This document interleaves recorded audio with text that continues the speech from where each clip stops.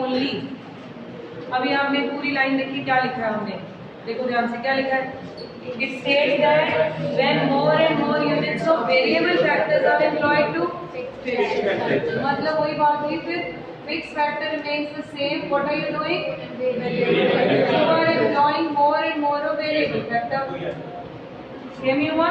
आगे क्या लिखा, लॉ की स्टेटमेंट में लिखा था, लॉ की स्टेटमेंट में आगे क्या था इसके बाद, when you employ more and more variable factor, law variable portion की स्टेटमेंट में क्या था, TP first increases at increasing rate and at diminishing rate, right. इसमें क्या लिखा, MP must fall. It means दोनों में मेजर डिफरेंस क्या हुआ, law of variable proportion talked about total product also, right, but here they are concerned about only marginal product. They said MP must fall, MP must fall 2 4 6 it means schedule is going to be same as LVP, right. अब इसमें फिर इसका diagram कैसा है, let's understand. What do we take on x-axis quickly say? Units of variable factor, MP. हम LVP में बनाते थे ऐसा, am I right? ये था first phase, this was second. This deals with, क्योंकि इसका नाम क्या है, इसका नाम है सुने इसका नाम है diminishing return. It means it talks about MP must fall लिखा है, राइज दिया ही नहीं. इसमें और इस लॉ में डिफरेंस क्या हुआ,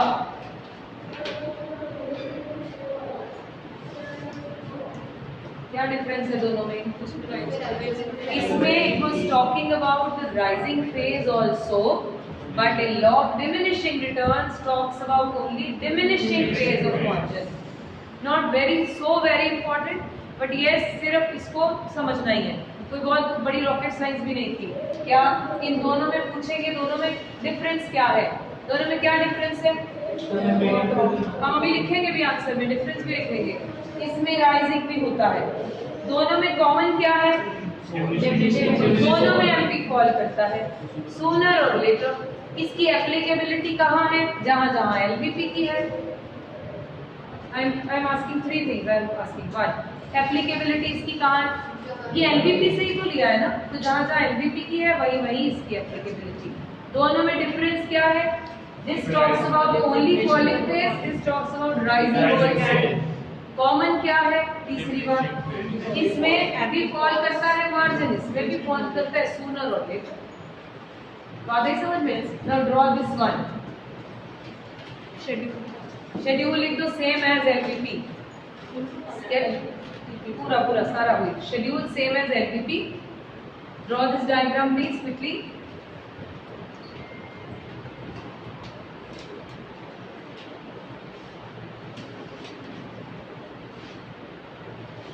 सिर्फ फॉल कर दीजिए उसको, वहां से लेके 0.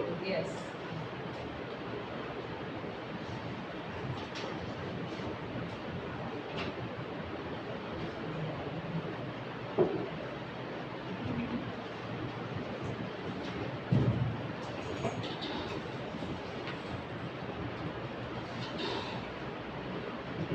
done everybody? Okay, थोड़ी स्पीड से काम करना पड़ेगा, जल्दी. इसके नीचे लिखेंगे, this law considers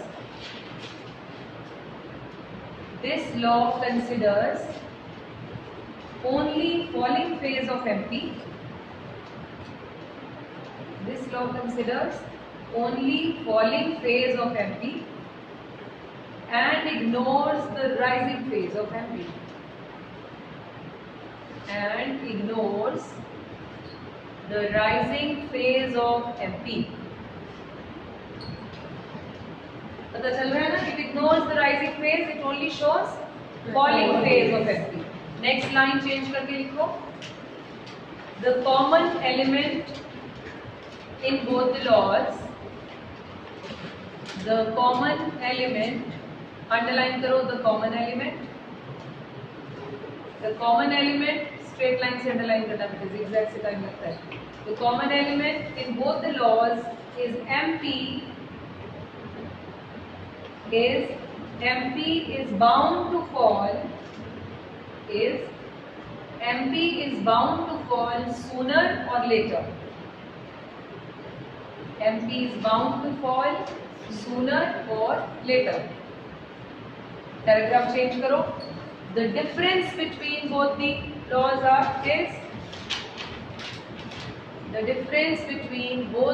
is that LBP also considers क्या? Rising phase of MP. PP तो है ही नहीं मेंशन यहाँ. It also considers the rising phase of MP. Difference word को अंडरलाइन कर लो. This was the law. 3 marks के लिए अगर आया, वैसे chances are very rare. अब वैसे प्रोडक्शन चैप्टर यहाँ खत्म हो गया, राइट?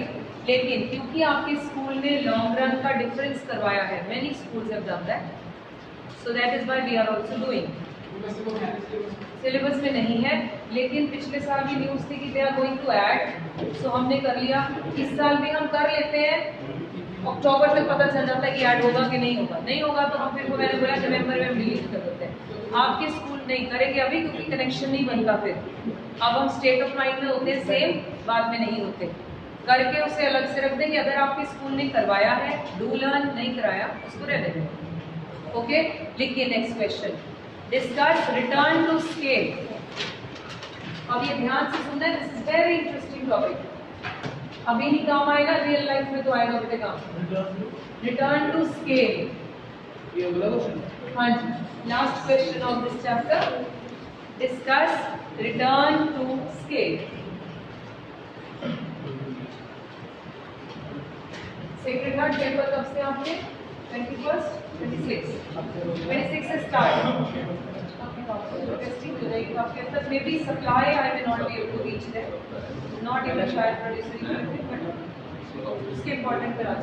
हाँ जी, रिटर्न टू स्केल समझना है. हम इसको रिटर्न टू फैक्टर पहले पढ़ चुके हैं. हाँ पढ़ा वेरिएबल पोर्शन में. Increasing return to factor, diminishing return to factor, right. So यहाँ क्या पढ़ने वाले? Return to scale.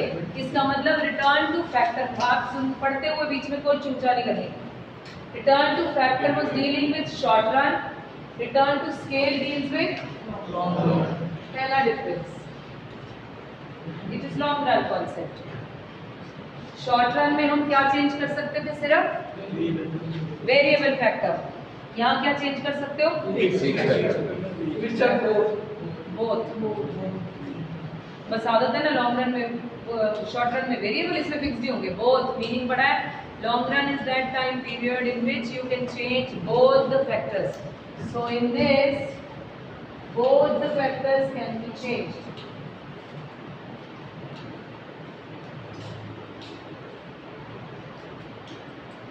ओके हो गया? नाउ अंडरस्टैंड इसके फेजेस कौन से हैं. There are 3 phases of this. पहले मैं सारे एक्सप्लेन करूंगी, देन वी विल राइट. पहले फेज का वहां नाम क्या था बोलिए जरा? Increasing return to factor. यहाँ है इंक्रीजिंग रिटर्न टू स्केल. पूरा लिखोगे आप. वहां दूसरा नाम क्या था? यहाँ होगा कांस्टेंट रिटर्न टू स्केल. वहां तीसरा नाम क्या था? यहाँ होगा डिमिनिशिंग रिटर्न टू स्केल. क्योंकि लॉन्ग रन में नेगेटिव कुछ नहीं होता. Long run. अब इसको ध्यान से समझते हैं. पेन से भी छोड़ दो, पहले मेरी बात सुनो, फिर एंड में हम लिखेंगे. तीनों बातें समझते हैं. हम स्केल चेंज कर रहे हैं. स्केल वर्ड समझते हो? शॉर्ट बोलते हैं large scale and small scale. सुना? Small scale, large scale. फिर क्या होगा इसकी सेटिंग? देखो ठीक है, बोर्ड दिख रहा है.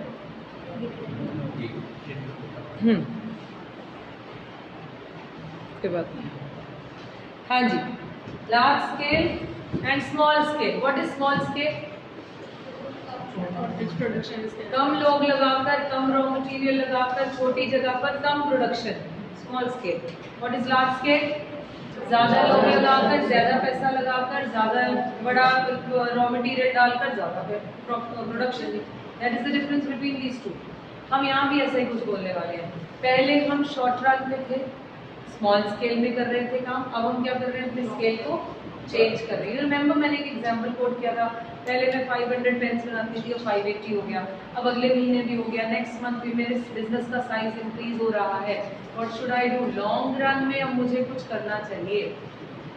जब हम स्केल चेंज करते हैं, सुने ध्यान से, जब मैंने स्मॉल स्केल से लार्ज स्केल में जाना है, do I need to put some inputs? किस फॉर्म में? All factors. So input is important, yes or no? Yes. इसका डायग्राम समझो, मैंने क्यों बोला? तो इसका मतलब यहाँ पर बेस क्या है? लार्ज स्केल में जा रहे हो, इनपुट इज द बेस। पूरा यहाँ से यहाँ चले आओ, यहाँ आएगा परसेंटेज इंक्रीज इन इनपुट्स, क्योंकि बेस क्या होगा? इनपुट। ओके, अब मैं क्यों इनपुट डाल रही हूँ? क्योंकि I wanted to increase my output, production, increase in output. पहले तो ये बात समझ में आई, एक्स एक्सिस पे क्या और वाई एक्सिस पे क्या।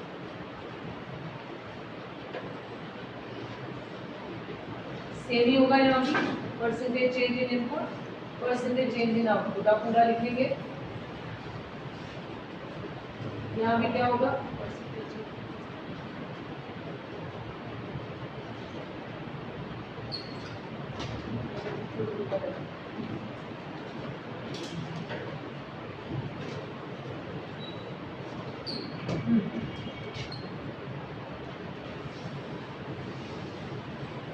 ओके, बनेगा कैसे? केयरफुली देखिए, पहले वाले को आप वाई एक्सिस की तरफ रखेंगे, अपने हैंड को towards Y axis,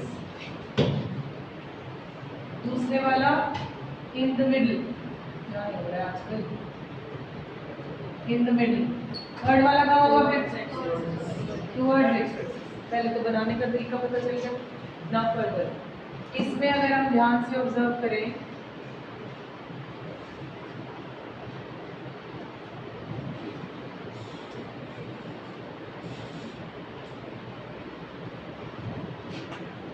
Can you see what am I trying to explain? क्या इसमें बताइए, चेंज इसका कैसा है?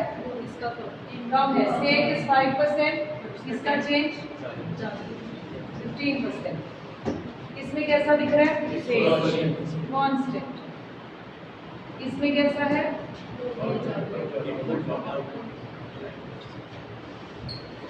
Which one would you like to operate in?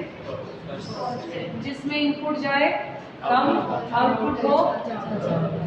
I would love to operate in increasing return to scale. मेरी input जाए कम, output आए ज्यादा। एज अ प्रोड्यूसर बिहेव कर रहे हैं हम, कम इन्वेस्टमेंट हो, कम चीजें लगे, कम एफर्ट हो, आउटपुट आए ज्यादा।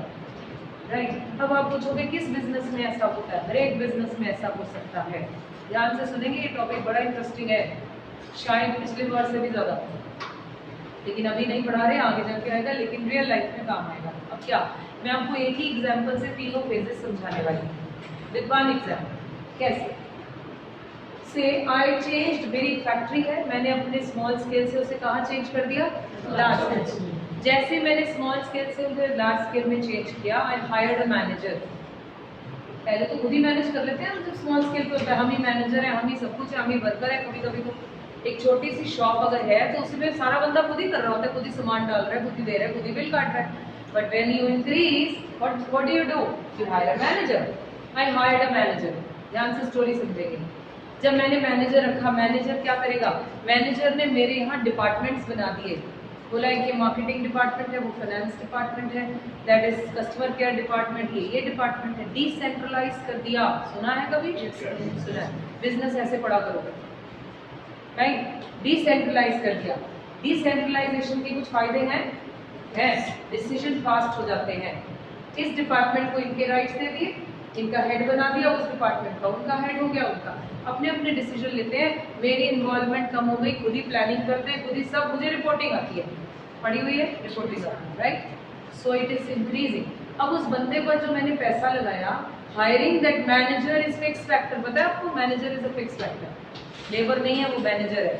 उसको जो मैं सैलरी दे रही हूँ उससे ज्यादा का तो मुझे काम दे रहा है, बहुत ज्यादा काम, सिर्फ ज्यादा नहीं, बहुत ज्यादा काम दे रहा है। आप ध्यान जिस चीज पे रखना है वहां रखें। मैं बता दिया, कमेंट्री नहीं, अभी बताऊंगी क्यों, अभी सुनो ध्यान से। हमने कहा हम यहाँ पर इतने से एफर्ट दिए और मुझे बेनिफिट क्या है, ज्यादा। तो तुम लोग बसते बहुत, वो है, बहुत ही होता है वर्ड, बहुत नहीं होता, बहुत क्या होता है, लिख के देखो जरा, बहुत क्या होता है हिंदी में। बिहारी हिंदी बोलते हैं, वो ऐसे बोलते ना, बहुत हो गया, वो बोलते हैं बहुते हो गया। ध्यान से सुने, ये बहुत का लिखा है।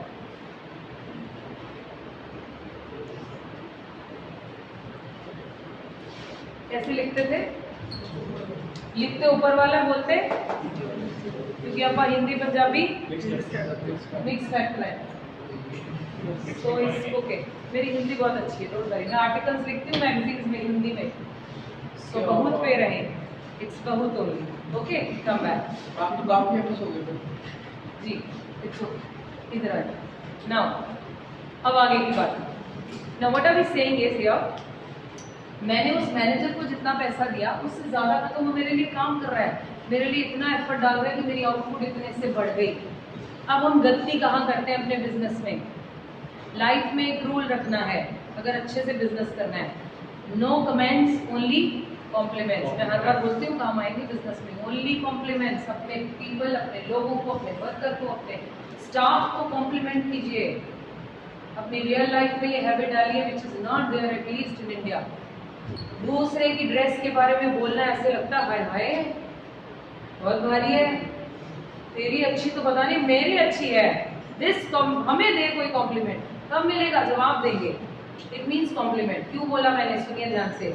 मैंने इस बंदे को कॉम्प्लीमेंट नहीं दिया that you are doing wonderful job in my business, क्योंकि we are not in a habit. मैंने उसे ना बेनिफिट, आप बोलते मोटिवेशन पढ़ा है चैप्टर में, monetary motivation and non-monetary motivation, right? I could have given him some coupons or something, or maybe some cash, or maybe some movie tickets. भाई तू इतना अच्छा काम कर रहा है, जहाँ मूवी देख के आ। कंपनीज करती हैं, they do it. I explain later कौन सी करती है और कौन सी नहीं। मैंने कुछ नहीं किया, not even non-monetary motivation. I could have given him an appreciation letter in front of everybody. वो भी नहीं किया। अब उसका मोरल क्या हो गया, मोटिवेशन लेवल क्या हो गया, कम हो गया। अब वो क्या करता है, कहता है जितने पैसे मिलते हैं उतना ही काम करूंगा, यहाँ तो कोई एडमायर ही नहीं करता। आप भी चाहते हो ना जब एक अच्छा काम करो तो घर में एडमिरेशन हो, मान होते हैं ना। एक वार्डरोब भी अपना सेट करते हो, खोल के दिखाते हो, मम्मा देखो मैंने आज ये किया। क्यों दिखा रहे थे, because you were expecting in return वो क्या बोले, वेरी गुड। ये जो शाबाश और ये वेरी गुड है इसके लिए कर रहे थे, बट अगर मम्मा देखे और इधर से चले जाए फिर क्या होगा, जो होगा फिर अंदर से आएगा अगली बार नहीं करूंगी। अगर अपने लिए था अगली बार नहीं करूंगी, सेम उसके साथ हुआ। उसने भी एक फीलिंग डेवलप की, मैं भी क्यों करूं। सो वो उतना ही काम कर रहा है जितने पैसे लेता है। क्या ये बैड सिचुएशन है, इससे तो बैड है। ऑल्दो इसमें आउटपुट तो बढ़ रही है, लेकिन ऐसे नहीं, कम लगकर इनपुट ज्यादा आउटपुट आना बेनिफिशियल था। मैंने ये सिचुएशन यहाँ से यहाँ ले आई, बात आई समझ। अभी भी मैंने कुछ नहीं किया, मुझे क्या करना चाहिए था, जब रियलाइज हुआ कि अब ये वैसे पूरे मोटिवेशन से काम नहीं कर रहा, तो मुझे क्या करना चाहिए, करेक्टिव मेजर लगाना चाहिए था। I did not do anything now. अभी भी नहीं। अब क्या करेगा वो, अब जो नए बंदे आएंगे ना उनको क्या बोलेगा, पागल है यहाँ आ गया, ये कोई कंपनी काम करने वाली। मैंने शुरू में बहुत काम किया, हमने कंपनीज में काम किया, ऐसे लोग मिलते हैं वहां जाओ तो। हमने बहुत काम किया शुरू में, यहाँ कोई वैल्यू नहीं करता। अब वो नेगेटिव वर्ड ऑफ माउथ कर रहा है। जब वो ऐसा कर रहा है वो मुझे ज्यादा कॉस्ट करता है than what he is giving as output. He is demotivating even the new people to work. So I am responsible from shifting increasing to constant and constant से diminishing. Am I clear to everybody? Are you sure? This happens with everything. मैंने तो एक factor उठाया, manager, एक factor. इसीलिए बड़ी बड़ी companies क्या करती है, लोगों को पता है आपको LTC एक टर्म है, लीव ट्रेवल कंसेशन। जो जॉब में है, जिनके पेरेंट्स, उनको पता होना चाहिए, नहीं पता वैसे भी। लीव ट्रेवल कंसेशन क्या है?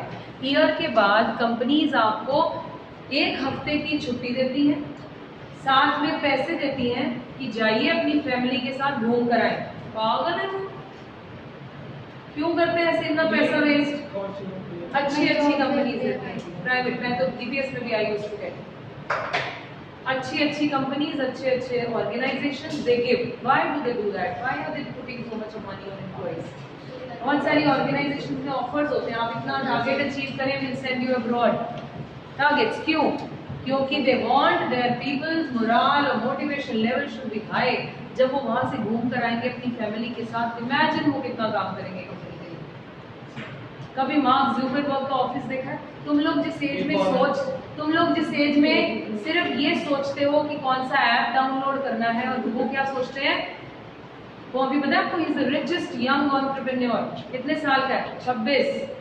कब आइडिया आया था उसको काम करने का? जब when he was 16 years old, तुम्हारी एज से शायद छोटा। He did not? चलाया किसने, नाम किसके है? बस सर, ऐसे तो बड़े सारे लोगों पे चल रहे हैं, ऐसे क्या हो गया? सलमान खान पे चल रहे हैं, फिर सक्सेसफुल तो है। आप उनको, अभी आप क्या देखो, आप क्या बनना चाहते हो, आपने देखना है नेगेटिव पिकर या positive picker. And have you seen his office? कभी यूट्यूब पे इतना कुछ सर्च करते हो, ये भी सर्च करो, मार्क ज़ुकरबर्ग का फेसबुक का office. The kind of atmosphere he is giving to his employees at this age, when he is 27. When he is 27, he got an idea in the college, कैसे मैं अपने friends को connected रखूं, एक idea था। फिर उसने ये स्टार्ट किया, उसके बाद फर्दर हुआ, and then he took up some project जिसकी ये बात कर रहे हैं। But he thought of doing it. हमने तो अभी तक सोचा ही नहीं, 18 साल के तो हो गए। He thought of doing to buy something. हमने तो नहीं किया। अब बस come back. Now what am I trying to say? These people, new young entrepreneurs, are operating in increasing return to scale. Why are they operating in this? Because the kind of atmosphere they provide, that is, input तो लगती है, लेकिन they get good output. Are you understanding? Right. इतना शुरू करते हैं। पहले तो ये कॉपी कीजिए, लॉन्गर एक फॉर्मेट में एक का लिखूंगी, बाकी 3 आप खुद घर पे लिखेंगे, बाकी के 2 पहले लिखो। It is operated in long run, both the factors can B change.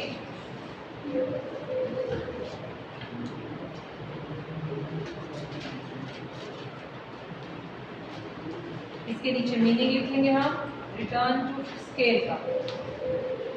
पहले कॉपी हो गया बेटा, पहले long run and both can be change. ये भी ऐसे नहीं बनाता, चलिए। Return to scale means physical change in the output. Return to factor का मीनिंग याद है क्या था?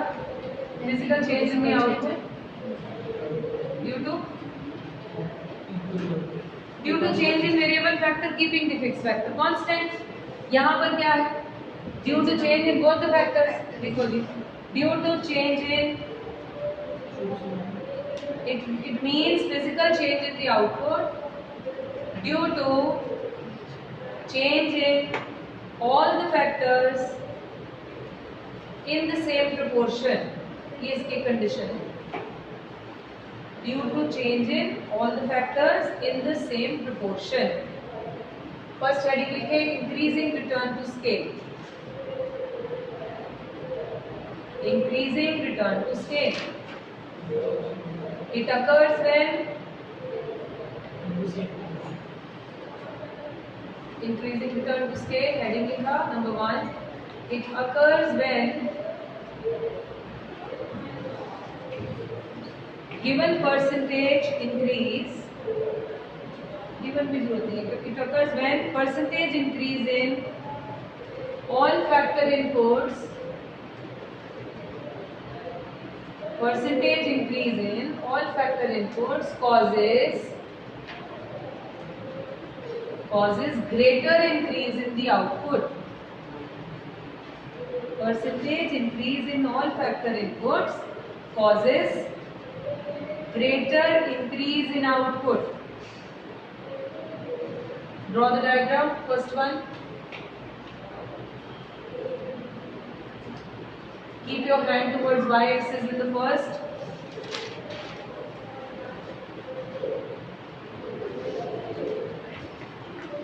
चेंज दिखाइए बीच में, परसेंटेज मेंशन करो.